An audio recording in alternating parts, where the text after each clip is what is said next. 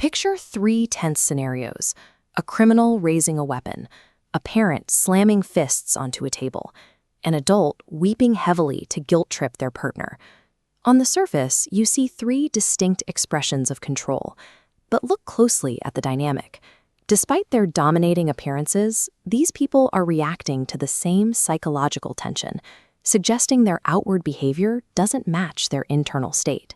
Society conditions us to interpret aggression or victimhood as signs of raw strength. But Alfred Adler, the founder of individual psychology, offered a completely different diagnosis. He identified these toxic behaviors not as a display of power, but as symptoms of a superiority complex. And here's the clinical truth. A true superiority complex is actually a deceptive mask constructed to hide a profound, deep-seated inferiority complex.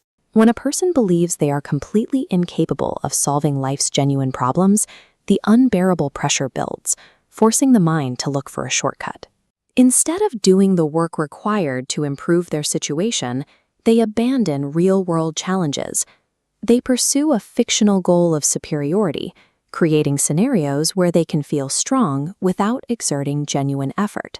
Think about a person in your life who constantly brags, dominates every conversation, or picks fights for no practical gain. It is incredibly frustrating. But when you understand Adlerian framework, your perspective flips. You realize that the criminal holding a weapon or the bully screaming at a partner is displaying a coward's imitation of heroism.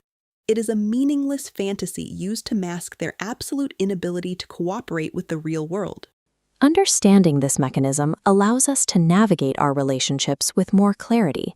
It helps us spot the difference between real strength and this artificial, toxic control. The most recognizable forms of this artificial strength are loud and aggressive. These active fakes rely on intimidation to overcompensate for a lack of real-world agency. Take the criminal holding a weapon. A murderer might experience a surge of power simply by holding a gun. But this power is limited to that specific moment. It holds no value to the rest of society and solves no underlying problems.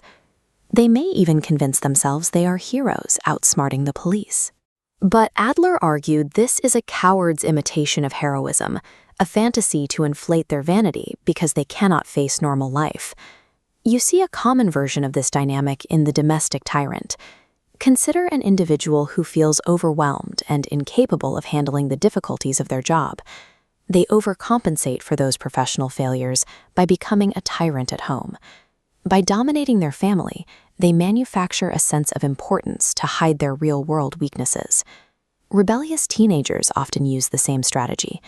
They might steal or antagonize their parents for no practical gain, purely to grasp a fleeting sense of being the stronger person in the conflict.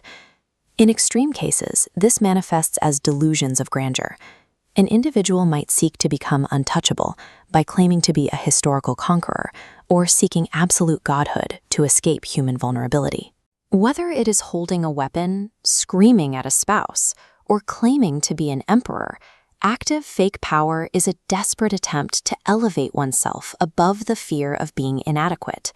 However, fake power can also be quiet. Adler described watery power, where control is achieved through apparent helplessness.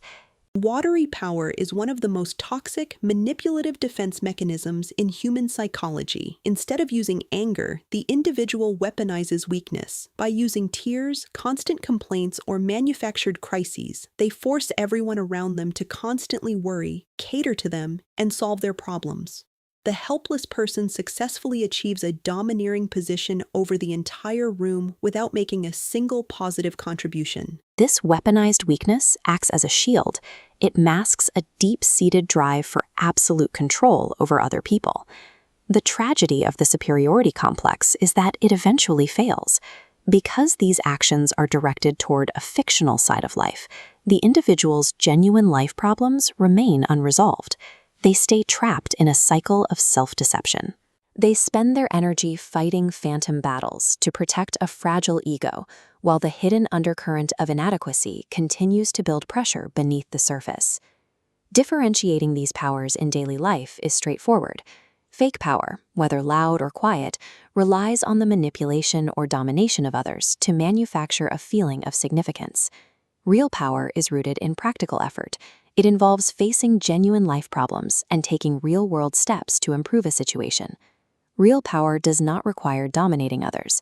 It is the ability to persist even when the necessary effort is uncomfortable, tedious, and lacks immediate validation. Once you understand the superiority complex, the aggressive tyrant and the manipulative victim lose their influence. These behaviors reveal themselves as a tragic admission of inadequacy.